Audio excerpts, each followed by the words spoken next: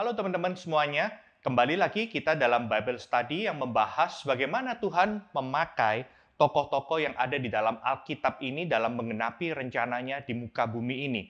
Kita akan belajar bagaimana mereka meresponi panggilan Tuhan, transisi dalam kehidupannya sehingga mereka mempunyai pesan kehidupan yang kita bisa pelajari bersama-sama. Di waktu yang lalu kita sudah belajar mengenai Ishak dan Ribka, dan kali ini kita akan belajar dari kehidupan Esau dan Yakub. Nah, ini dimulai dari Kejadian pasal 25. Waktu itu Ishak udah berumur 40 tahun dan Ishak dan Ribka ini mengalami kemandulan. Lalu mereka berdoa kepada Tuhan dan akhirnya Ribka mengandung. Nah, yang menariknya adalah mereka memiliki anak kembar. Anak-anaknya itu bertolak-tolakan dalam rahimnya, ayat 22. Dan dia berkata, jika demikian, mengapa aku hidup? Dan kemudian dia minta petunjuk dari Tuhan. Nah, ini nubuatan mengenai anak mereka, ayat 23 dari Kejadian pasal 25. Dua bangsa ada dalam kandunganmu dan dua suku bangsa akan berpencar dari dalam rahimmu. Suku bangsa yang satu akan lebih kuat daripada yang lain dan anakmu yang tua akan menjadi hamba kepada anakmu yang muda. Sejak awal sudah dinubuatkan bahwa Yakub akan menjadi lebih kuat dan akan menjadi tuan kepada hambanya, yaitu keturunan dari Esau. Dan segenap hati dia bersalin dan memang ada anak kembar dalam kandungannya. Dan keluarlah yang pertama, warnanya merah, seluruh tubuhnya seperti jubah berbulu dan dinamai dia Esau. Jadi beda banget. Sedangkan Yakub, dia lahir memegang tumit Esau dan kemudian dia dinamai Yakub. Ishak berumur 60 tahun pada waktu mereka lahir. Lalu bertambah besarlah kedua anak itu, Esau menjadi seorang yang pandai berburu dan seorang yang suka di padang. Namun Yakub adalah seorang anak yang tenang dan suka tinggal di kemah. Jadi nggak cuma bentuk fisiknya yang berbeda, tapi sifatnya, hobinya juga berbeda. Dan terlebih lagi, kita bisa melihat di sini bahwa Ishak sayang kepada Esau. Jadi ada yang jadi anak papa, kemudian sebab dia suka makan daging buruan, tapi Ribka kasih kepada Yakub karena dia anak rumahan. Nah, di sini kita bisa melihat bagaimana dinamika kehidupan dari Esau dan Yakub ini sangat dipengaruhi oleh kedua orang tuanya, Ishak dan Ribka ini. Kalau kita bisa melihat gini ya, di tengah panggilan Tuhan dalam kehidupannya mereka punya kelemahan. Ishak kita bisa melihat sejak minggu lalu waktu kita belajar mengenai kehidupannya bahwa dalam under pressure dia itu berusaha untuk berkata hal kebohongan. Waktu dia menghadapi konflik, dia selalu menghindari confrontation. Dan yang kita lihat di kejadian ini adalah mereka play favoritism, mereka memihak. Sedangkan Ribka, dia suka sama anaknya yang bernama Yakub. Makanya ini kita akan sama-sama belajar gitu ya mengenai lesson in parenting sedikit gitu ya, bahwa kalau kita memperlakukan anak dengan ada anak favorit itu akan membuat suatu family conflict dan itu akan menyakiti satu dengan yang lainnya. Makanya kita akan lihat di sini Esau dan Yakub sedikit banyak terpengaruh, mereka hidup dalam constant comparison, selalu dibanding-bandingkan. Nah, kita akan belajar mengenai Esau.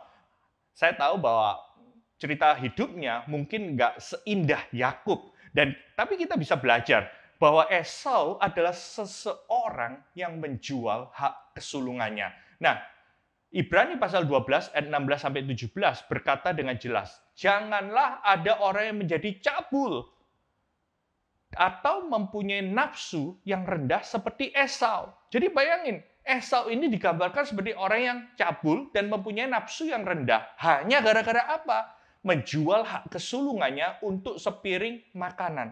Yang lebih parah lagi adalah Esau tidak punya kesempatan untuk memperbaiki.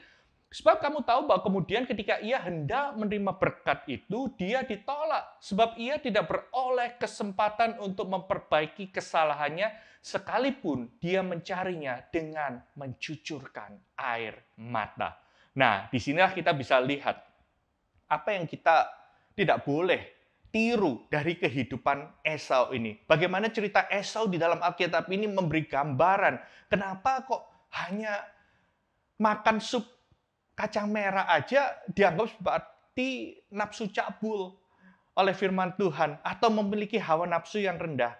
Yuk kita lihat ceritanya. Anda bisa melihat itu gambaran dari Esau dan Yakub pada waktu Esau ingin semangkuk sup kacang merah. Nah, Kejadian 25 ayat 29 sampai 34 di sini dikatakan bahwa pada suatu hari Yakub sedang memasak sesuatu di rumah, tentunya karena dia anak rumahan. Lalu datanglah Esau yang lelah dari padang, suka berburu kan, hunter dia. Kata Esau kepada Yakub, "Berikanlah sekiranya aku menghirup sedikit dari yang merah-merah itu karena aku lelah." Jadi hanya karena dia lelah, dia butuh makanan, dia pingin icip aja makanan sup yang merah itu, dan kemudian Yakub mengambil kesempatan ini. Dia ngomong gini, "Jualah dahulu kepadaku hak kesulunganmu." Saya nggak tahu Yakub atas dasar apa, tiba-tiba dia ingat tentang hak kesulungan itu. Yang lebih aneh lagi, kemudian Esau itu menyaut, "Sebentar lagi aku akan mati. Apakah gunanya bagiku hak kesulungan itu?" Wait a minute. Kenapa kok bisa Esau sampai ngomong kayak gitu? Mungkin Yakub juga kaget. Kok semudah itu dia memberikan hak kesulungan? Kemudian ayat 33 dikatakan di sini, Yakub nggak cuma mau memberikan, nggak cuma tiba-tiba bilang, "Oke, kita tukar ya." Dia mengatakan, "Enggak, bersumpahlah dahulu." Maka bersumpahlah ia kepada Yakub dan dijualnyalah hak kesulungannya itu kepadanya. Lalu Yakub memberikan roti dan masakan kacang merah itu kepada Esau. Ia makan dan minum, lalu berdiri dan pergi. Dan di situ dicatat di kitab Kejadian, demikianlah Esau memandang ringan hak kesulungan itu. Nah, saya ingin bicara sedikit tentang hak kesulungan. Jadi ini sesuatu yang aneh, karena anak sulung itu punya birthright. Dia punya dua bagian dari berkat yang diberikan oleh ayahnya. Dia menerima dua bagian dari saudara-saudaranya yang lain. Nah, dari sini aja Anda sudah berbicara, kok bisa ya hak kesulungan cuma ditukar semangkuk sup kacang merah. Nah, terlebih dari itu nggak cuma soal harta, putra sulung itu dia menerima warisan untuk menjadi imam dalam keluarga. Jadi dia akan menjadi kepala keluarga besar itu, kemudian dia akan mewarisi otoritas pemimpin dari ayahnya. Nah, pemimpin pada waktu itu juga bertindak sebagai hakim untuk memutuskan yang mana yang benar dan yang salah, value system di dalam sebuah keluarga. Makanya ini yang dikatakan Alkitab, kok bisa ya dia itu punya nafsu rendah atau tanda kutip cabul, karena dia itu nggak tahu apa yang dia tukarkan. Posisi sebagai anak sulung punya dua bagian warisan secara harta, tapi juga posisi keimaman dan posisi otoritas itu diberikan. Itu adalah sebuah kehormatan khusus yang diberikan pada anak sulung. Dia termasuk bagian ganda semuanya, dan dia memperdagangkan hak kesulungan. Artinya apa? Esau sama sekali tidak menghiraukan berkat rohani yang akan datang kepadanya jika dia mempertahankannya. Tahukah Anda, seringkali orang yang seperti Esau ini hanya karena kelelahan, capek, burn out dengan kehidupan, dia bisa menukar begitu saja panggilan Tuhan yang begitu tinggi. Hak waris dia sebagai anak-anak Tuhan dengan segala macam privilege-nya hanya untuk kesenangan sementara di dalam dunia ini. Jadi apa yang kita pelajari? Esau hanya fokus pada hari ini. Esau cuma tahu, gua lapar, gua pingin makan, hari ini aku harus ada makanan. Dia bertindak berdasarkan pada dorongan hati. Hati-hati dengan hal ini. Seringkali dunia ini menawarkan begitu banyak hal. Termasuk ketika Esau ini dalam keadaan capek, lelah, ada tawaran, dan dia hanya mau memuaskan keinginan langsungnya tanpa mempertimbangkan konsekuensi jangka panjang dari apa yang dia lakukan. Saya mau kita belajar satu hal.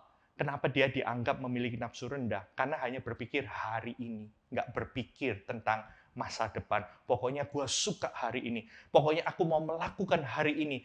Pokoknya nafsuku dipuaskan. Entah itu kekayaan dunia, nafsu, seks, dan lain sebagainya. Pokoknya aku hidup hanya oleh hari ini. Aku nggak mau ada batasan-batasan. Aku nggak mau lagi menghidupi value. Padahal begitu besar berkat rohani yang kita terima ketika kita menghargai panggilan Tuhan, berkat rohani yang Tuhan sudah sediakan, dan kita berpikir panjang.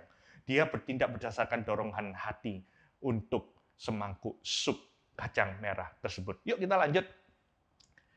Kejadian pasal 26 ayat 34. Dan kemudian ketika Esau telah berumur 40 tahun, dia mengambil Yudit, anak Beri orang Het, dan Basmat, anak Elon orang Het, menjadi istrinya. Nah, kita bisa melihat, ini adalah keturunan bangsa yang di luar Tuhan. Anda ingat, waktu Ishak mencari pasangan hidupnya, benar-benar dijaga supaya dia mendapatkan dari kaumnya sendiri. Dan kedua perempuan itu menimbulkan kepedihan hati bagi Ishak dan bagi Ribka. Karena dia ngambil dua sekaligus orang Het itu. Dan kemudian, kalau kita lihat dari kejadian pasal 28, ketika Esau melihat bahwa Ishak telah memberkati Yakub dan melepaskannya ke padang Aram untuk mengambil istri dari situ, pada waktu itu dia memberkatinya dan memesan kepada Yakub. Jadi Ishak itu bicara pada Yakub, janganlah ambil istri dari antara perempuan Kanaan. Dan bahwa Yakub mendengarkan perkataan ayah dan ibunya dan dia pergi ke padang Aram. Nah, tapi ayat 8, Esau menyadari bahwa perempuan Kanaan itu tidak disukai oleh Ishak, ayahnya. Namun, lagi-lagi dia mengambil istri dari apa? Bangsa Ismail, dan dia mengambil Mahalat menjadi istrinya di samping kedua istrinya yang telah ada. Nahalat adalah anak Ismail, anak Abraham, adik Nebayot. Jadi kalau kita lihat di sini, kita lihat bahwa istri daripada Esau ini dua dari kaum Het, tapi satu juga anak Ismail. Jadi Esau memilih untuk menikah dengan orang Het dan anak Ismail. Dan itu menyedihkan hati orang tuanya. Dan kita bisa melihat di sini. Yang pertama nafsu rendah, kemudian dari cara dia mencari pasangan hidupnya. Dan kita tahu di dalam perjanjian lama, mereka sangat menjaga garis keturunan. Supaya apa? Mereka tidak membawa ilah-ilah lain di dalam keluarga ini. Dan Esau akhirnya memilih untuk menikah dengan orang Het. Nah, makanya dia mengatakan bahwa dia selalu dalam memilih, dia nggak punya conviction. Dia nggak memperhatikan value yang diajarkan. Nah, banyak orang berdebat. Jadi sebenarnya Esau itu kehilangan hak kesulungannya karena memang dia ditipu oleh Yakub dan Ribka. Ya benar, kalau kita lihat kejadian 27 ayat 1-30, tapi ada fakta bahwa dari awal dia sudah memandang rendah. Kemudian ada kesempatan. Dan kalau Anda baca di kejadian pasal 27, ketika Ishak sudah tua, ayat 1, matanya telah kabur, dan dia memanggil anakku, anak kesayangannya, favoritnya dari Ishak itu siapa? Esau.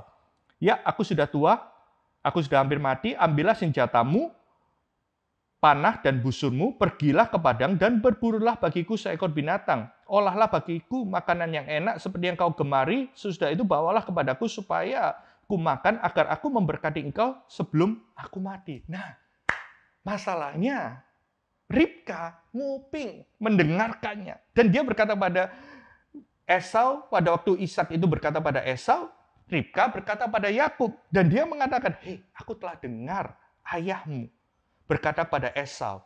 Nah, disinilah dia mengatur siasat jahat, merencanakan. Dia mengatakan gini, oke, aku akan masak masakan yang enak, dan bahkan binatang buruan, olahan bagiku makanan yang enak, supaya engkau aku makan, supaya aku memberkati engkau di hadapan Tuhan. Dan sekarang ini, anakku, dengarkanlah perkataanku seperti yang kuperintahkan. Pergilah ke tempat kambing domba kita, ambillah dari sana 2 anak kambing yang baik, dan aku akan mengolahnya menjadi makanan yang enak bagi ayahmu seperti yang digemarinya. Jadi istrinya dari Ishak ini, Ribka tahu benar, mamanya Yakub tahu, dan dia merencanakan bahwa yes, aku mau yang terima berkat itu Yakub. Dan kemudian dia merencanakan ayat 10, bawalah itu kepada ayahmu supaya dimakan agar dia memberkati engkau sebelum mati. Tapi Yakub juga nggak bodoh, dia berkata, well, kita bisa melihat di sini bahwa tubuh saya berbeda. Kakakku ini berbulu badannya, sedangkan kulitku licin. That's exactly di ayat 11 mengatakan. Dan dia mengatakan mungkin ayah akan meraba tubuhku dan akan mengolok-olok. Dan dengan demikian aku mendatangkan kutuk.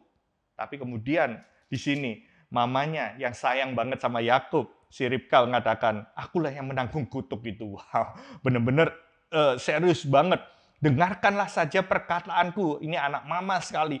Pergilah, ambillah kambing-kambing itu. Lalu dia pergi mengambil kambing-kambing itu. Dan kemudian Ribka mengambil makanan yang indah kepunyaan, pakaian yang indah kepunyaan Esau, anak sulungnya, pakaian disimpannya di dalam rumah, dan disuruh dikenakanlah oleh Yakub anak bungsunya, dan kulit dari anak kambing dipalutkannya pada kedua tangan Yakub dan pada lehernya yang licin. Lalu dia memberikan makanan yang enak dan roti yang diolahnya kepada Yakub anaknya. Demikian Yakub masuk ke tempat ayahnya dan berkata, "Bapak, ya anakku, siapa engkau?" Yakub berkata, "Akulah Esau, anak sulungmu. Telah kulakukan seperti yang Bapa katakan kepadaku. Bangunlah, duduklah, makanlah daging buruan masakan ini agar Bapa memberkati aku." Lalu Ishak berkata pada anaknya, "Lekas juga engkau mendapatkannya."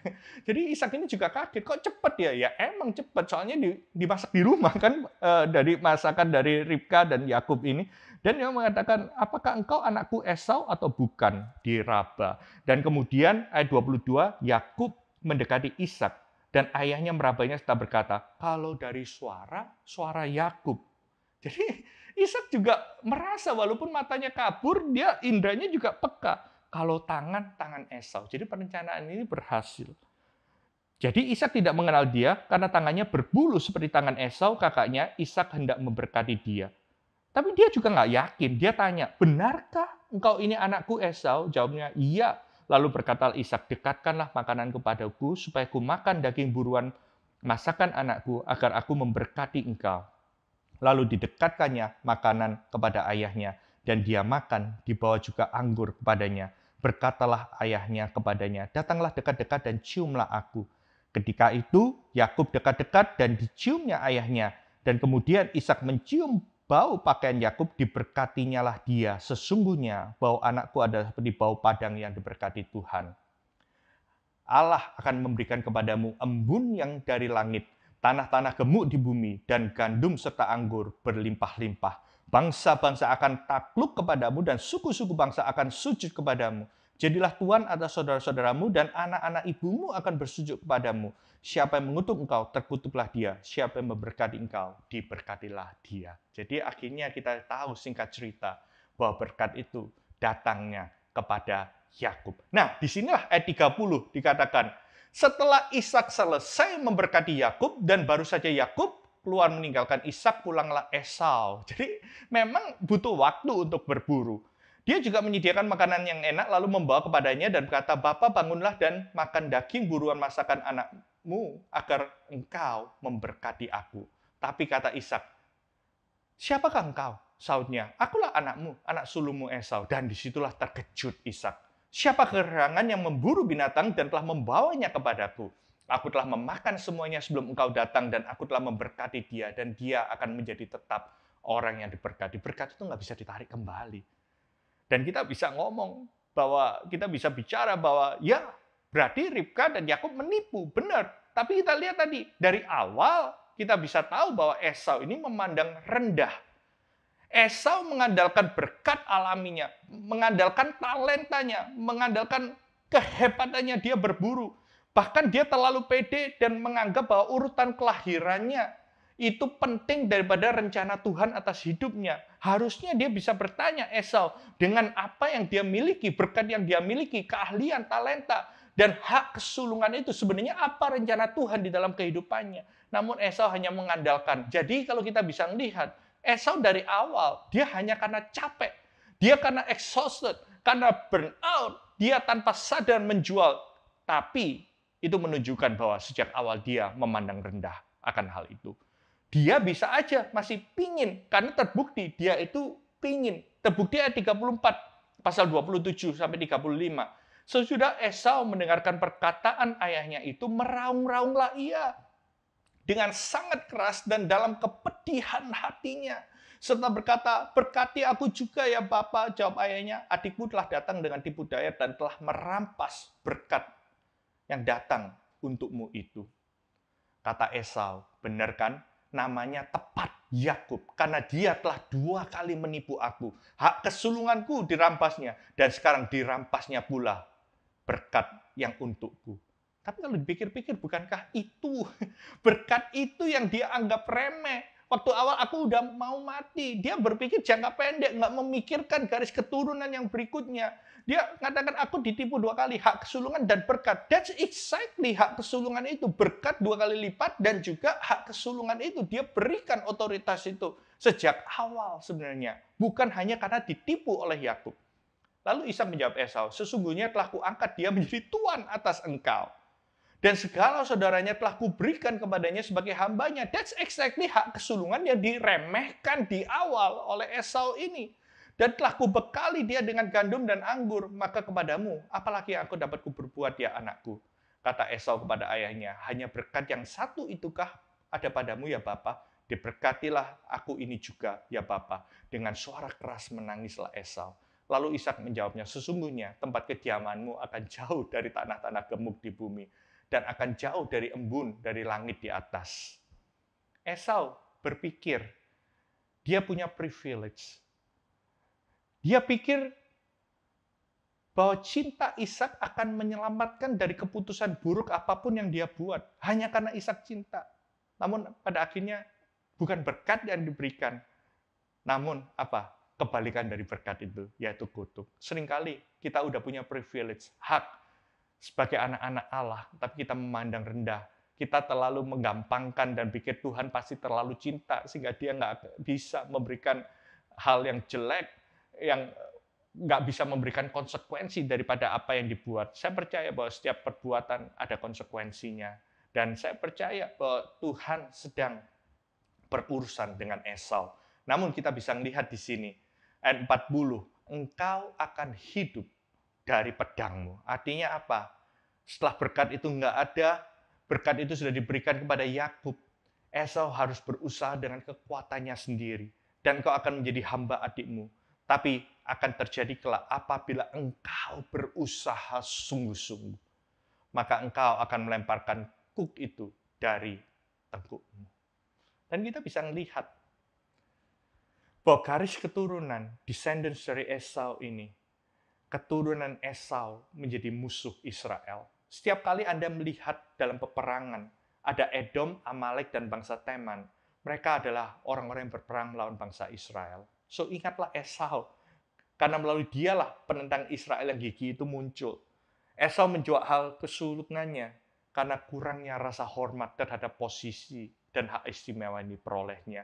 Jangan seperti Esau, memandang rendah hak istimewa yang Tuhan berikan dalam kehidupan kita semua. Perlakuannya yang ceroboh terhadap berkat yang diberikan Tuhan menunjukkan bahwa fokus yang sebenarnya adalah keinginan sementara di atas berkat seumur hidupnya. Apa yang kita bisa belajar dari Esau? Kisah Esau meninggalkan pesan, don't make promises lightly. Secapek apapun, jangan buat kata-kata janji yang meremehkan, yang akhirnya engkau akan sesali. Perkataanmu engkau sesali. Yang kedua, kita belajar bahwa remain humble in the blessings. Jadi waktu kita punya privilege dalam kehidupan, hargai privilege itu, dan hargai itu dengan kerendahan hati. Bahwa kita adalah, bukan berarti kita akan gunakan privilege itu untuk kemauan kita, tapi kita tanya Tuhan, Tuhan, apa dengan privilege yang kau berikan, dengan blessings yang kau berikan, kemana engkau mau suruh aku melangkah? That's the correct pathway. Kalau kita mau bicara mengenai blessing dari Tuhan. Dari orang tua, dari Esau dan Yakub, kita belajar not to show partiality. Jadi jangan tunjukkan keberpihakan, saling favorit. Ishak dan Ribka punya tanggung jawab karena favoritism. Anak-anak mereka hidup dalam competition. Selalu iri-irian, jealousy satu dengan yang lain. Dan yang keempat kita belajar, trust in God as provider. Kita percaya bahwa di tangan Tuhanlah yang memberikan berkat. Jangan kita mengandalkan kekuatan sendiri. Akuilah dia dalam segala lakumu. Maka firman Tuhan mengatakan, aku akan meluruskan jalanmu. So trust God. Jangan sampai kita kehilangan panggilan Tuhan hanya karena kita nggak trust dalam Tuhan memenuhi setiap kebutuhan. Jangan hanya karena kebutuhan yang mendesak, kita mengorbankan panggilan Tuhan yang tertinggi. So don't lose God's calling by focusing on temporary desires over a lifetime blessings. Bicara soal hak kesulungan, Kolose 1 ayat 14-16 berkata, di dalam Dia kita memiliki penebusan. Kristus itulah gambar yang sulung. Dia tidak kelihatan, dia yang sulung lebih utama. Oleh karena dia di dalam diri kita di dalam dia sudah memberikan segala sesuatu yang ada di surga, yang ada di bumi, yang kelihatan dan yang tidak kelihatan, baik singgasana, kerajaan, baik pemerintah maupun penguasa, segala sesuatu diciptakan oleh dia dan untuk dia. Nggak ada warisan tanpa kematian. Tuhan Yesus datang memberikan warisan agar kita menerima karunia hidup kekal. Masalahnya hak kesulungannya itu dari darah Yesus dimeteraikan oleh Roh Kudus ada untuk kita semua. Kebenarannya adalah tidak ada yang bisa menggantikan, mengacaukan hak kesulungan. Kita memiliki warisan dari Tuhan Yesus sendiri sebagai sang sulung. Bahkan ketika kita masih memilih sup kacang merah dalam tanda kutip, memilih jalan kita sendiri daripada jalan Tuhan, Dia sudah mengampuni kita dan masih menyambut kita. Pesan hari ini, kita belajar bahwa a relationship with Jesus will not only give an ultimate purpose to your life, it will also be a daily guideline for living through the power of the Holy Spirit. Saya percaya Tuhan Yesus sudah memberikan yang terbaik dalam kehidupan kita. Jaga itu baik-baik. Jangan kita distracted dengan hal-hal yang sementara yang akan menghancurkan destiny kita di kemudian hari. Minta guideline dari Tuhan Yesus, tuntunan dalam Roh Kudus setiap hari di dalam kehidupan kita. Setelah kita belajar mengenai Esau, di waktu yang lalu kita belajar mengenai Yakub yang dikenal sebagai the one who wrestles with God. Seseorang yang bergulat dengan Tuhan, yang bergumul dengan Tuhan. Dan kita bisa melihat di sini bahwa the calling, panggilan hidup, dia adalah bapa dari 12 bangsa Israel. Jadi Yakub ini nanti dikenal sebagai Israel. Dan kalau kita lihat minggu lalu kita belajar bahwa berkat yang seharusnya jatuh kepada Esau sebagai hak kesulungan dan menerima berkat dari bapaknya itu jatuh kepada Yakub. Bahwa Allah akan memberikan kepadamu embun yang dari langit dan tanah-tanah gemuk di bumi dan gandum serta anggur yang berlimpah-limpah. Kejadian 27, 28, 29. Bangsa-bangsa akan takluk kepadamu. Suku-suku bangsa akan sujud kepadamu. Jadilah tuan atas saudara-saudaramu dan anak-anak ibumu akan sujud kepadamu. Siapa yang mengutuk engkau, terkutuklah dia. Dan siapa yang memberkati engkau, diberkatilah dia. Nah, suatu berkat yang luar biasa, yang solid, yang diberikan oleh Ishak sebagai ayahnya kepada Yakub. Masalahnya, kalau kita melihat, ada problem dengan karakter dari Yakub sang penerima berkat itu. Dan disinilah kita bisa belajar tentang transisi. Bagaimana dia, Yakub, bisa mempertahankan panggilan Tuhan di dalam kehidupannya dengan tuntunan dari Tuhan yang membawa dia sampai dia menjadi bapak dari bangsa Israel. Arti nama Jacob itu deceiver. Dia artinya penipu.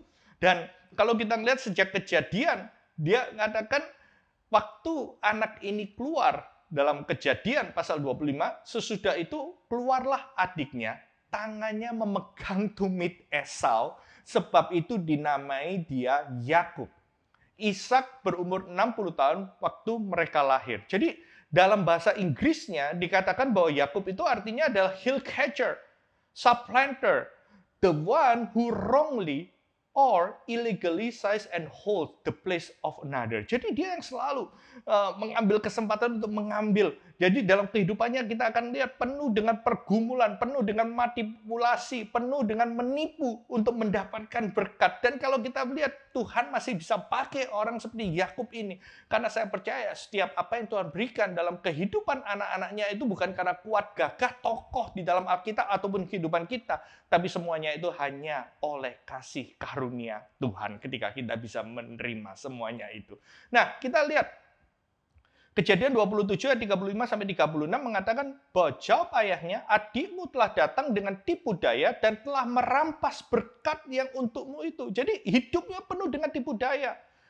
Kata Esau, bukankah tepat namanya Yakub 2 kali menipu aku? Kita ulang yang minggu lalu ini. Hak kesulungan dirampas, sekarang berkat juga dirampas. Dan oleh karena itu, kita lihat story-nya. Ayat 41 dari Kejadian pasal 27. Esau menaruh dendam kepada Yakub karena berkat yang telah diberikan oleh ayahnya kepadanya. Sejak itu Esau benci sekali pada Yakub. Again, mamanya turun tangan. Ayat 43 dikatakan di sini, jadi sekarang anakku, karena dia tahu bahwa Esau hendak balas dendam dan membunuh Yakub, makanya Ribka bicara kepada Yakub ini, dengarkanlah perkataanku. Jadi mamanya dominan sekali dalam kehidupan Yakub. Bersiaplah engkau dan larilah kepada Laban, saudaraku, ke Haran. Dan disitulah kita bisa melihat bahwa Yakub melarikan diri dari Yerusalem, dari Beersheba ke Haran. Ingat ya, dari Beersheba dia ke Haran, nanti dia akan melewati tempat yang namanya Bethel. Jadi ini kita mulai seru ini ceritanya, karena kita akan bicara mengenai journey dari Bethel kepada Peniel. Kita akan lihat arti-arti rohani dari tempat ini. Jadi waktu dia pergi dari Israel, dia akan pergi ke tempat yang namanya Haran, tempat omnya, pamannya di sana. Tapi di tengah perjalanan kita lihat, di tengah situasi bahwa Yakub merasa bahwa dia dikejar-kejar, dalam hati dia bisa bicara, waduh ini gara-gara siasat dari mamaku ini, siasat dari Ribka nih. Pada waktu itu aku mendapat kesempatan, tapi dalam hati dia bersyukur, untung berkatnya udah sampai dalam kehidupanku. Saya percaya pada waktu itu hatinya penuh dengan gundah gulana, banyak hal mixed feeling yang dia pikirkan oleh Yakub karena dia harus lari, dia nggak sempat ketemu lagi dengan mungkin dengan bapaknya, dengan Esau dan juga dari mamanya si Ribka untuk waktu yang sekian lama. Kita nggak tahu berapa lama nanti kita akan jawab setelah ini. Tapi justru di tengah-tengah perjalanan dia dari melarikan diri. Jadi kehidupan Yakub ini penuh dengan pelarian demi pelarian, struggle demi struggle karena kesalahan yang dia perbuat. Tapi justru di situ Tuhan menunjukkan kasih karunia-Nya kepada Yakub. Dia mendapatkan mimpi di Bethel. Dan ceritanya yuk kita lihat Kejadian pasal 28 ayat 10 sampai 22. Yakub berangkat dari Beersheba dan dia pergi ke Haran. Sampai suatu tempat dia bermalam di situ. Jadi dia ada di suatu tempat, dia nginep di sana karena sudah gelap. Dia mengambil sebuah batu yang terletak di tempat itu dan dipakainya sebagai alas kepala. Bantalnya dia itu batu. Lalu dia membaringkan karena kecapean ya. Nah, di tengah-tengah pada waktu itu dia tertidur, dia bermimpi. Di bumi ada didirikan sebuah tangga yang ujungnya sampai ke langit. Dan tampaklah malaikat-malaikat Allah turun naik di tangga itu. Dan kita lihat ini, sebuah ilustrasi, dia mendapat penglihatan ini. Berdirilah Tuhan di sampingnya dan berfirman, Akulah Tuhan, Allah Abraham, nenekmu, dan Allah Ishak. Tanah tempat engkau berbaring akan kuberikan kepadamu dan kepada keturunanmu. Wow, luar biasa. Keturunanmu akan menjadi seperti debu tanah banyaknya, dan engkau akan mengembang ke sebelah timur, barat, utara, selatan, dan oleh serta keturunanmu, semua kaum di muka bumi akan mendapat berkat. Ayat 15, sesungguhnya, dan ini yang berbicara mengenai covenant.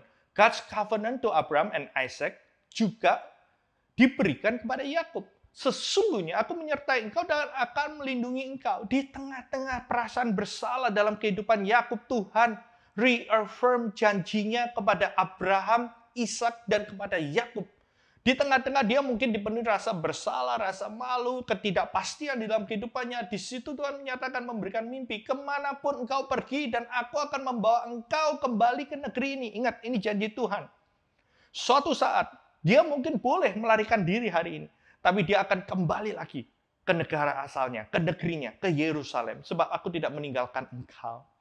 Melainkan tetap melakukan apa yang kujanjikan kepadamu. Itu luar biasanya Tuhan kita. No matter hari ini, kita mungkin lari dari kenyataan, lari dari persoalan kita, lari dari pergumulan, Tuhan tetap ingatkan bahwa janjinya itu ya dan amin. Fakta bahwa kita boleh ada sebagaimana kita ada hari ini.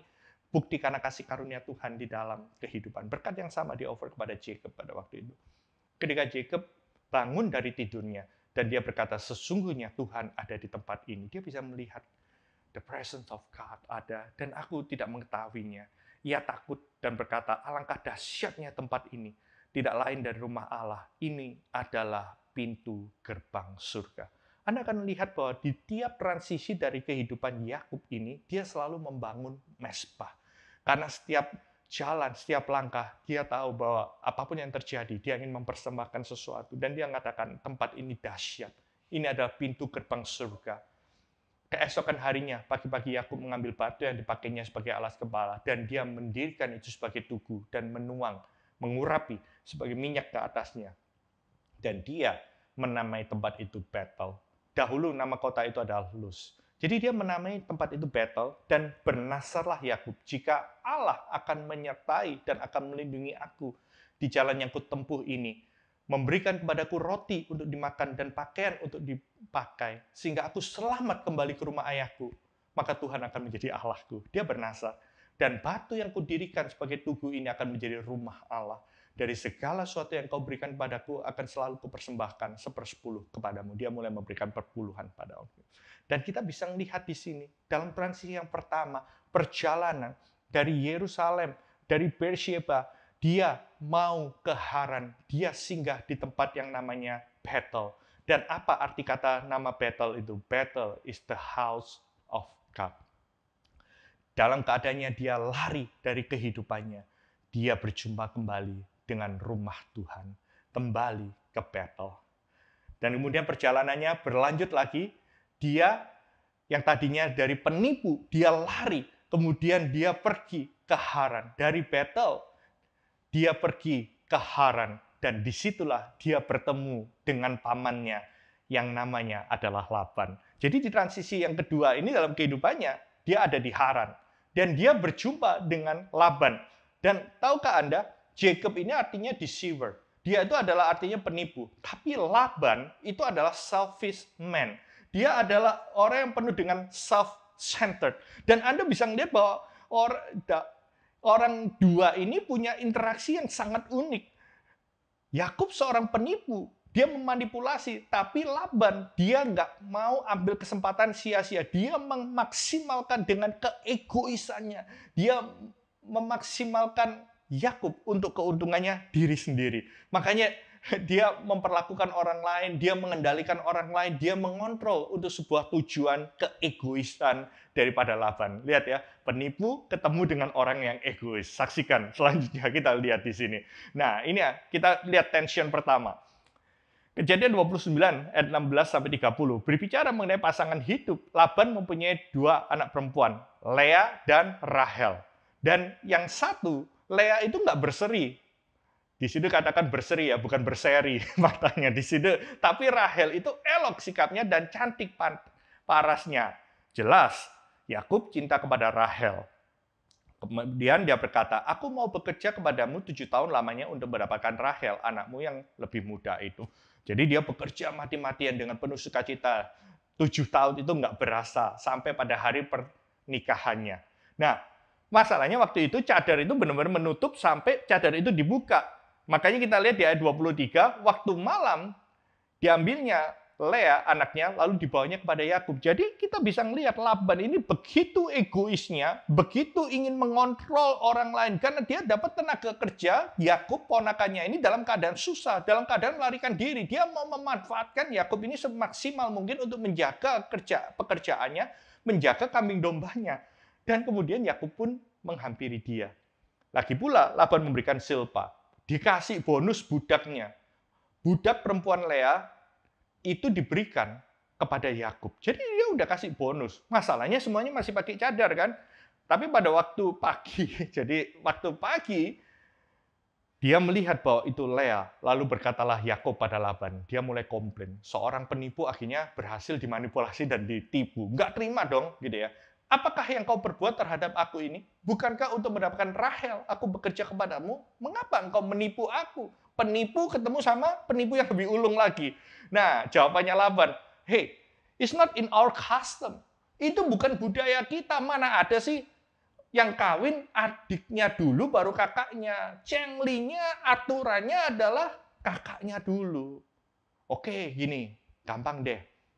Udah, ini kan masih tanda kutip bulan madu kan, genapi dulu 7 hari perkawinanmu. Masa baru hari pertama udah komplain, itu maksudnya Laban ya. Pokoknya genapi 7 hari, kemudian aku akan bawa anakku yang lain, Rahel ini, akan kuberikan kepadamu sebagai upah. Asal, nah inilah penipu ketemu dengan orang yang licik. Gitu ya. Lihai, asal engkau bekerja 7 tahun lagi, dapat tenaga kerja lagi yang boleh dibayar seadanya. Jadi 7 tahun, kemudian tambah 7 hari, ada komitmen kontrak kerja 7 tahun. Maka Yakub berbuat demikian. Dia mengenapi ke-7 hari perkawinannya dengan Lea sampai hari ke-7.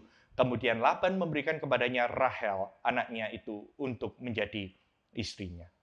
Nggak cuma itu, dikasih bonus. Lagi pula, Laban memberikan Bilha, budaknya perempuan, kepada Rahel, anaknya itu menjadi budaknya. Yakub menghampiri Rahel juga, maka dia lebih cinta daripada Rahel kepada Lea. Demikianlah dia bekerja pula pada Laban 7 tahun lagi. Itu ada konflik tersendiri mengenai istri dua, gitu ya. Nah, saya nggak akan bahas dalam Bible study kali ini, gitu ya. Tapi kita bisa melihat bahwa Jacob's children, kita bisa melihat dari Kejadian 30 ayat 14 sampai 30, mereka akhirnya mempunyai 12 anak, 12 laki-laki plus satu, yaitu Dina yang perempuan. Jadi Yakub dari Leah menghasilkan Ruben, Simeon, Levi, Yuda, Isakar, Sebulun, dan Dina. Dia the only daughter. Kemudian dari Silva, dari budaknya Leah, dia mendapatkan Gad dan Asher. Dan kemudian Rachel mendapatkan Yusuf dan Benyamin. Kemudian dari budaknya dia mendapatkan Dan dan Naftali. Dan ini akan menjadi 12 suku bangsa Israel. Ternyata dinamika hubungan antara Yakub sang penipu dengan Laban yang egois dan licik ini nggak cukup di sana. Kita akan lihat sekarang mengenai upah.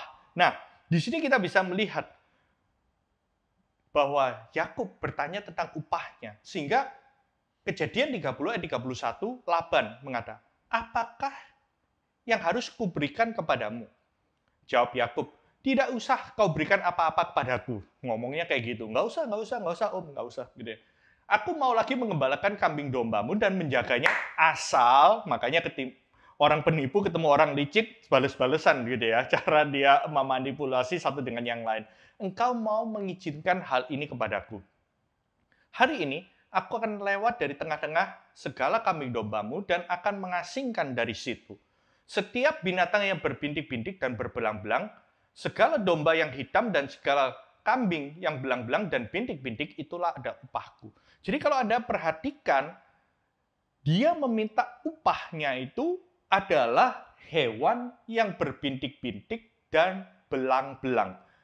Mungkin yang polos adalah milik Laban. Saya nggak tahu ceritanya gimana, tapi di situ dikatakan, dan kejujuranku akan terbukti di kemudian hari bila engkau datang memeriksa upahku. Jadi di sini segala yang tidak berbintik-bintik dan belang-belang di antara kambing-kambing dan yang tidak hitam di antara domba-domba, anggaplah itu tercuri olehku. Jadi dia melihat bahwa dia minta upahnya mungkin lebih dikit. Sehingga Laban itu, kan Laban penuh perhitungan kan. Dia perhitungannya itu tajam sekali. Dia itu licik dan dia egois dan dia bisa memanfaatkan Yakub. Dia nggak mau begitu saja memberikan upah yang besar kepada Yakub. Kemudian kata Laban, baik, jadilah seperti perkataanmu. Laban kira mungkin yang bintik-bintik nggak banyak. Tapi kita bisa melihat di sini. Di sinilah kita bisa melihat Yakub. Dia memanipulasi. Bayangkan, ternak yang lagi berkelamin, tanda kutip lagi mengerjakan sesuatu untuk menghasilkan anak gitu ya, bisa dimanipulasi. Bayangin hebatnya dari Yakub, dinamika antara Yakub dan Laban. Ayat 41, setiap kali apabila berkelamin kambing domba yang kuat, maka Yakub meletakkan dahan-dahan itu ke dalam palungan di depan mata kambing domba itu, supaya berkelamin dekat lahan-lahan itu. Dan konon dipercaya anaknya itu lahirnya either bintik-bintik atau belang-belang. Ketika berkelamin dikasih dahan itu. Makanya kita lihat ayat 42. Tetapi apabila datang kambing domba yang lemah, dia tidak meletakkan dahan-dahan itu ke dalamnya. Jadi hewan yang lemah untuk Laban dan yang kuat untuk Yakub. Wow, tadi bicara, oke, gue kalah deh. Waktu masalah pasangan hidup, gue kalah, dimanipulasi. Tapi sekarang gue memanipulasi soal gaji, dia nipu. Akibatnya ayat 43, maka sangatlah bertambah-tambah harta Yakub. Dan dia mempunyai banyak kambing domba, budak, perempuan, dan laki-laki, unta, dan keledai. Dan timbullah konflik baru lagi. Kejadian 31, anak-anaknya Laban, kedengaranlah kepada Yakub, anak-anak Laban berkata demikian. Jadi anak-anaknya Laban akhirnya komplain. Jadi gantian. Dia bisa melihat gitu ya, sepupunya dari Yakub. Yakub telah mengambil segala harta milik ayah kita dari harta dan dia membangun segala kekayaannya. Lagi kelihatan kepada Yakub dari muka Laban bahwa Laban tidak lagi seperti yang sudah-sudah kepadanya. Lalu berfirmanlah Tuhan kepada Yakub, pulanglah ke negeri nenek moyangmu, kepada kaummu, dan aku akan menyertai engkau. Bayangkan ya, di tengah konflik yang terjadi, Yakub seorang penipu, dan Laban seorang yang licik. Mereka bersih tegang, mereka terjadi konflik. Sampai anak-anak mereka mempertanyakan. Namun dari konflik itu akhirnya sesuai dengan firman Tuhan yang kita baca sebelumnya. Karena terjadi konflik itu, Tuhan berbicara kepada Yakub, pulanglah. Dia journey, dia kembali lagi. Dia disuruh Tuhan untuk kembali ke tanah nenek moyangnya. Dan Tuhan mengatakan, aku akan menyertai engkau. Tepat seperti yang dikatakan sebelumnya pada waktu dia belum ke Haran. Nah, kita lihat di sini. Sebelum dia meninggalkan Haran, sebelum meninggalkan Laban, Yakub, dia settle down dengan Laban. Ayat 41, selama 20 tahun aku di rumahmu. 7 tahun dia dapat Lea, 7 tahun untuk dapat Rahel, 6 tahun dia bekerja dengan upah yang dijanjikan. Aku telah bekerja kepadamu 14 tahun lamanya untuk mendapatkan kedua anakmu, dan 6 tahun untuk mendapat ternakmu, dan engkau telah 10 kali mengubah upahku. Jadi upahnya itu memang sesuka-suka Laban ya. Seandainya Allah ayahku, Allah Abraham yang disegani oleh Ishak tidak menyertai aku, tentulah engkau sekarang membiarkan aku pergi dengan tangan hampa. Tapi kesengsaraanku dan jeripayahku telah diperhatikan Allah, dan ia telah menjatuhkan putusan tadi malam. Jadi Yakub mengatakan, aku nggak mau pulang dengan tangan kosong. Gitu ya. Yuk buat suatu perjanjian. Dia selesaikan, dia settle down the disputes ini. Ayat 47, Laban kemudian menamai timbunan batu itu Yegar Sahaduta, tapi Yakub namanya Galed. Jadi mereka buat perjanjian. Kata Laban, timbunan batu inilah pada hari ini menjadi kesaksian antara aku dengan engkau. Itulah sebabnya timbunan itu dinamai Galed. Dan juga Mispa, sebab katanya, Tuhan kiranya berjaga-jaga antara aku dengan engkau. Watchtower apabila kita berjauhan. Jadi, in the journey, Jacob akan kembali ke tempat asalnya. Dia akan kembali ke tempat nenek moyang mereka. Dan ayat 55, Kejadian pasal 31, keesokan harinya, pagi-pagi Laban mencium cucu-cucunya dan anaknya, serta memberkati mereka semua. Kemudian pulanglah Laban kembali ke tempat tinggalnya. Yakub melanjutkan perjalanannya, lalu bertemulah malaikat-malaikat Allah dengan dia. Ketika Yakub melihat mereka, berkatalah dia, ini adalah bala tentara Allah. Again and again, di tiap transisi Tuhan menyatakan dirinya kepada Yakub. Dan tempat itu dinamainya tempat itu Mahanaim, artinya kemah Tuhan atau God's camp. Kita telah sampai pada fase yang berikutnya, yaitu ketika Jacob wrestles with God. Kita melihat bahwa akhirnya Yakub dia bergulat dengan Tuhan, bergumul. Kenapa? Kok dia sampai harus bergumul dengan Tuhan? Yuk kita lihat background ceritanya. Masih ingat nggak ya? 20 tahun yang lalu itu kan sebenarnya Yakub itu meninggalkan Esau dalam keadaan marah. Pernah bayangkan seorang yang meninggalkan kakaknya selama 20 tahun dan kakaknya itu mau bunuh dia. Jadi dia sangat ketakutan. Dia bermusuhan dengan Laban, dia udah selesaikan, tapi waktu dia kembali ke tempat asalnya, dia harus bertemu dengan Esau. Ini menjadi pergumulan tersendiri. Dan pada waktu itu dia benar-benar pikirannya ini konflik yang sulit gitu ya. Dan dia sedang mengatur strategi. Kira-kira strategi yang mana? Karena dia harus disadari bahwa Esau pastinya mungkin masih marah sama dia, karena yang direbut ini hak kesulungan loh. Nggak main-main, berkat yang terbaik, berkat keluarga, otoritas keluarga itu direbut dari kehidupan Esau. Dan Yakub sekarang hendak kembali. Makanya dia lagi atur strategi. Dan kita lihat, Yakub, dia juga mengatur strategi. Strategi yang pertama, dia mengirim utusan untuk bernegosiasi. Jadi sebelum dia datang, sebelum dia pulang, dia kirim utusan itu. Dan pada waktu itu, utusannya berkata bahwa Esau akan ke sini juga. Dia akan menemui engkau. Jadi dia udah disampaikan bahwa Yakub ingin ketemu Esau, dia kirim utusan, nggak berani datang sendiri karena dia takut, jangan-jangan masih marah dan dia akan dibunuh langsung. Tapi dia dengar bahwa utusan ini mengatakan bahwa Esau akan datang dengan 400 orang. Tambah sesak napas dia. Takutlah Yakub dan merasa sesak hati, dan di paginya orang-orang bersama-sama dengan dia, kambing dombanya, lembu sapi, untanya menjadi 2 pasukan. Dia atur strategi lagi. Sebab pikirnya, jika Esau datang menyerang pasukan yang satu sehingga terpukul kalah, maka pasukan yang tinggal akan luput. Jadi dia atur strategi lagi. Dia hitung-hitung resikonya.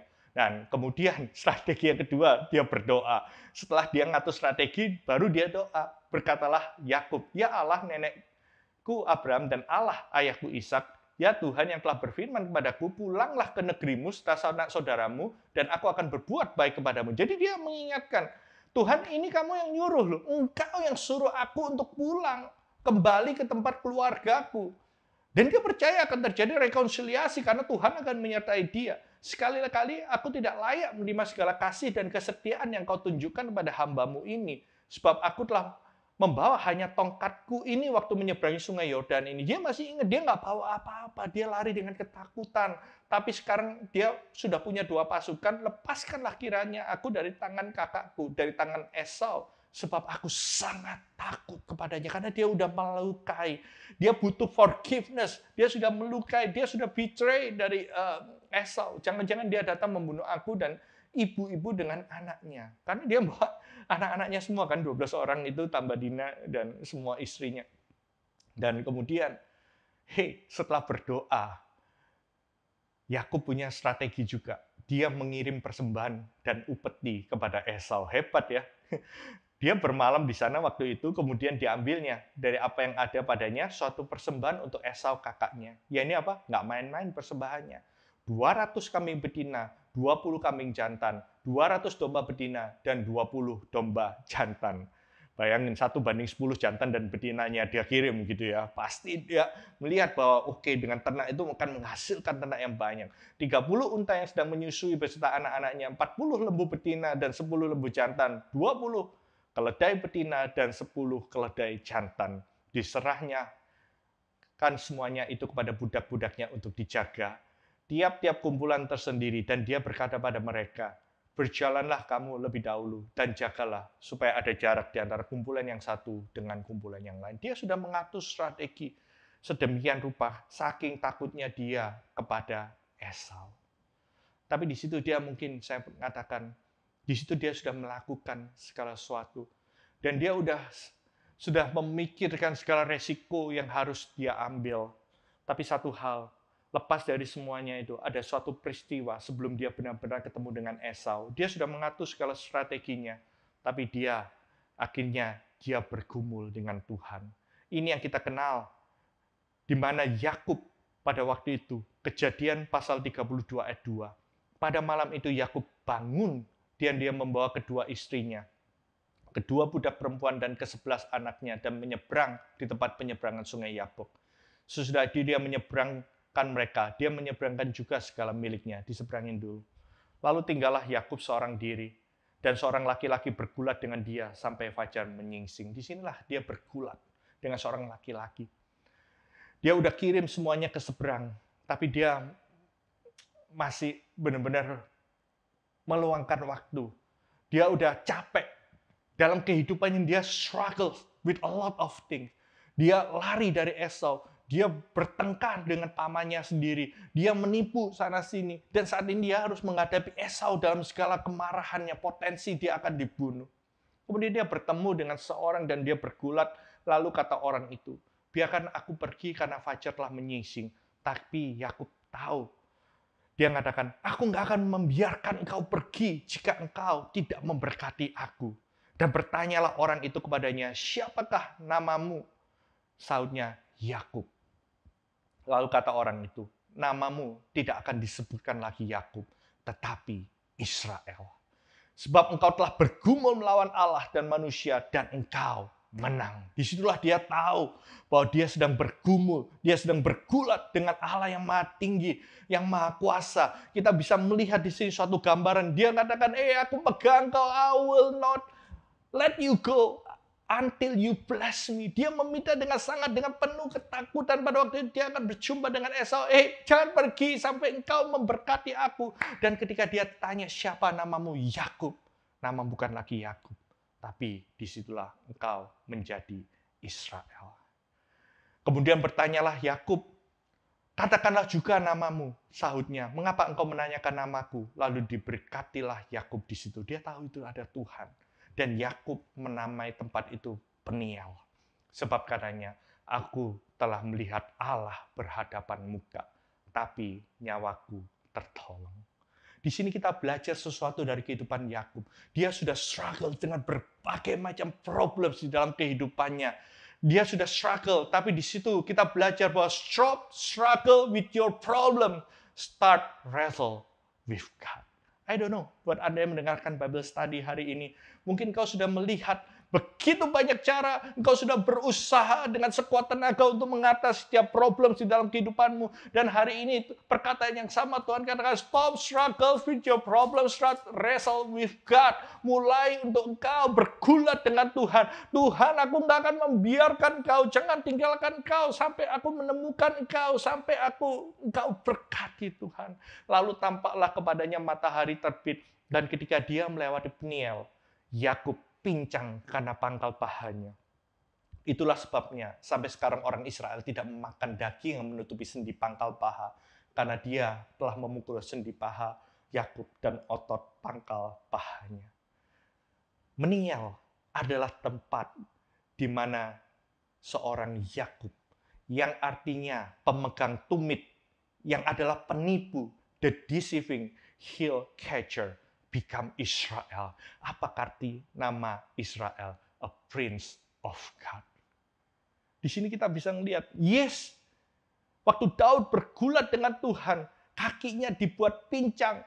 Tapi disitulah kita bisa melihat saat Yakub mengalami kepincangan di pangkal paha, di sendi pangkal pahanya. Disitulah Tuhan memakai Yakub. So Jacob used by God through the brokenness. Saya percaya di sini, di mata manusia pada waktu itu dia melihat, orang dunia melihat kaki dari Yakub ini pincang. Tapi disitulah Tuhan merubah destininya dari seorang penipu menjadi seorang Israel, the prince of God. Saya lihat di sini begitu banyak para pemimpin, begitu banyak orang sadar akan panggilannya, sadar akan talentanya.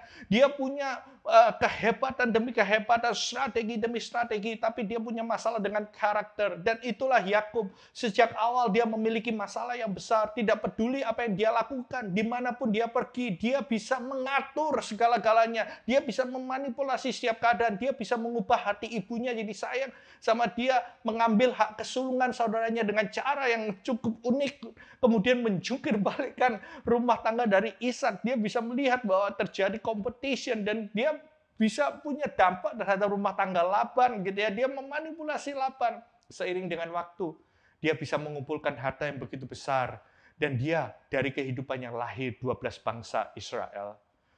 Dia kaya, kuat, berpengaruh, dan diberkati dengan keluarga yang besar. Yakub melakukan semuanya itu dengan caranya sendiri. Tapi disitulah Tuhan turun tangan ketika dia bergulat dengan Tuhan, mematahkan, dibuat broken. Disitulah Yakub bisa dipakai oleh Tuhan secara luar biasa. Dan Tuhan akan memakainya menjadi berkat begitu banyak bangsa. Karena destiny sudah berubah. Kalau dia dulu lakukan semuanya untuk mencari keuntungan sendiri. Tapi mulai saat itu, Yakub berubah namanya menjadi Israel di saat hatinya diserahkan sepenuhnya kepada Tuhan. Dalam proses brokenness, Yakub, penangkap tumit yang penipu, menjadi bangsa Israel, pangeran Tuhan. Dalam proses brokenness, Yakub, seorang penangkap tumit, seorang penipu, berubah menjadi Israel, pangeran Tuhan, yang bertujuan untuk melayani Tuhan daripada melayani kepentingan dirinya sendiri.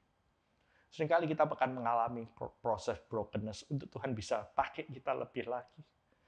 Mungkin secara natural talent, kemampuan kita luar biasa. Tapi di situ kita lihat bahwa karakter kita adalah sesuatu yang kita persembahkan kembali kepada Tuhan. So, setiap kali kita mengalami pergumulan, kita mengalami kesulitan, ingatlah bahwa Anda dipersiapkan Tuhan. Apa yang kau ada saat ini dibuat broken oleh Tuhan, dibuat hancur, sehingga kita bisa tahu bahwa engkau akan dipakai untuk suatu kapasitas yang lebih besar lagi, sehingga engkau bisa memimpin dengan lebih baik lagi. Kita bisa melihat di sini, arti kata Peniel itu adalah face of God. Ingat di awal, ketika Yakub lari dari Esau, tempat pertama yang dia singgahi adalah Betel, adalah rumah Tuhan. Tapi ketika dia bergulat dengan Tuhan, dia bertemu dengan Peniel. Artinya apa? Face of God. Sama seperti kita, mungkin kita sudah terbiasa dengan rumah Tuhan, kita biasa dengan ritual-ritual agamawi, kita melakukan, kita beribadah, kita mengalami semuanya itu. Pertanyaannya, jangan berhenti sampai di battle.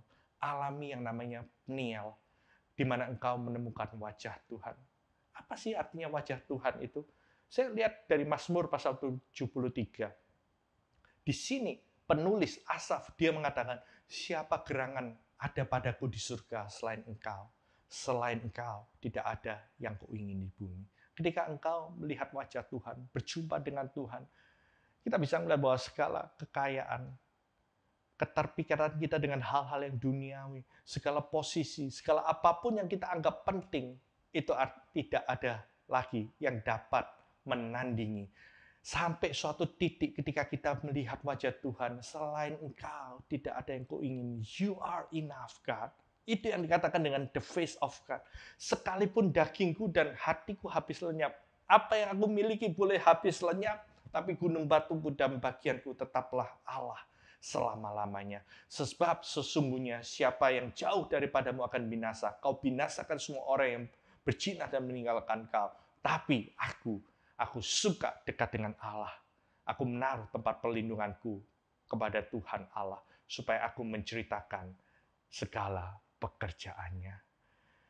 Remember, by your talent is God's gift to you, but your character is your gift to present back to God.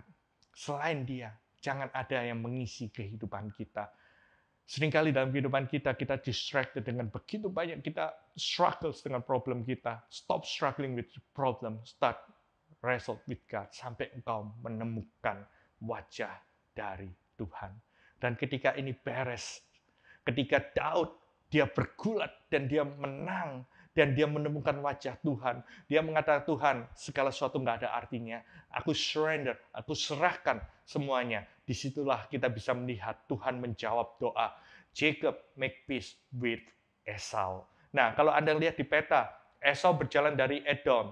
Kita lihat rutenya, mereka ketemu di Sukot di sana ya, di Yabok River, di sungai Yabok. Kemudian Yakub punya rute tersendiri. Tapi di situ kita lihat, dari jauh Esau berlari mendapatkannya. Didekapnya dia, dipeluk lehernya, dan diciumnya dia. Dengan segala persoalannya, Yakub datang dengan penuh ketakutan. Tapi yang Tuhan minta dalam kehidupannya, dia bergulat dengan Tuhan sampai menemukan wajah Tuhan. Sehingga dia bisa menerima meaning di mata manusia. Dia cacat pangkal pahanya. Tapi disitulah dia kembali ke rumahnya, ke tanah nenek moyangnya, dengan suatu destiny yang baru. Bahwa segala yang dia miliki, dia nggak pakai untuk dirinya sendiri, tapi dia pakai untuk Tuhan. Dan disitulah Tuhan pulihkan hubungannya dengan Esau, reconciliation. Dan kita bisa melihat Esau melayangkan pandangannya, dan dia melihat semua harta dan orang yang ada bersama dengan Yakub. Dan kemudian dia sama-sama bersujud. Kita bisa melihat di sana. Ayat 33, dalam perjalanannya dari Padam Aram, sampailah Yakub selamat ke Sikem di tanah Kanaan, lalu dia berkemah di sana. Kemudian dibelinya lah dari anak-anak Henor, bapak Sikem, sebidang tanah, tempat dia memasang kemahnya dengan harga 100 kesita. Lalu dia mendirikan mezbah di situ, dan dia menamainya Allah Israel, ialah Allah. Yakub kembali bertemu dengan Esau. Dan saya teringat akan Amsal 16 ayat 7. Jikalau Tuhan berkenan dengan jalan seseorang, maka musuh orang itu pun didamaikannya dengan dia. Yakub fokus bagaimana dia mengalami rekonsiliasi dengan Esau, tapi Tuhan fokus bagaimana hati Daud berkenan kepada dia. Ketika Tuhan berkenan pada jalan hidup, dia sudah kembali dari distraction, struggle with his own problems, dan kembali untuk mendapatkan wajah Tuhan. Musuh orang itu pun bagi Tuhan itu perkara yang sepele untuk merekonsiliasikan suatu hubungan. Hal yang sama dengan pengorbanan Tuhan Yesus 2000 tahun yang lalu. Efesus 2 ayat 12-13 dia mengatakan, waktu itu kamu tanpa Kristus, tidak termasuk kerajaan Israel, tidak mendapat bagian dari ketemuan-ketemuan yang dijanjikan, tanpa pengharapan dan tanpa Allah di dalam dunia. Efesus mengingatkan bahwa sekarang di dalam Kristus Yesus, kamu yang dahulu jauh sudah menjadi dekat oleh darah Kristus. Ayat 19-20, demikianlah lagi, kamu bukan orang asing dan pendatang, melainkan kawan sewarga dari orang-orang kudus, anggota keluarga Allah, yang dibangun di atas dasar para rasul, para nabi, dengan Kristus Yesus sebagai batu penjuru. Kita diingatkan melalui kisah Yakub. Seringkali kita bergumul dari satu masalah ke masalah yang lain. Mungkin hari ini kita sedang lari dari sebuah masalah, kita sedang tidak punya kepastian. Kembalilah ke Bethel. Masuklah dalam rumah Tuhan. Karena saya percaya di dalam rumah Tuhan kita mendapatkan kekuatan. Tapi jangan stop sampai di Bethel. Masuk alami Peniel. Cari wajah Tuhan. Karena Tuhan Yesus berkata, carilah dahulu kerajaan Allah, the things of God, and His truth, kebenarannya. Ketika kita menemukan kebenaran itu, maka segala sesuatu yang dibutuhkan, Tuhan akan tambahkan. So once again, trust God's process, and you will see the true progress. God bless you.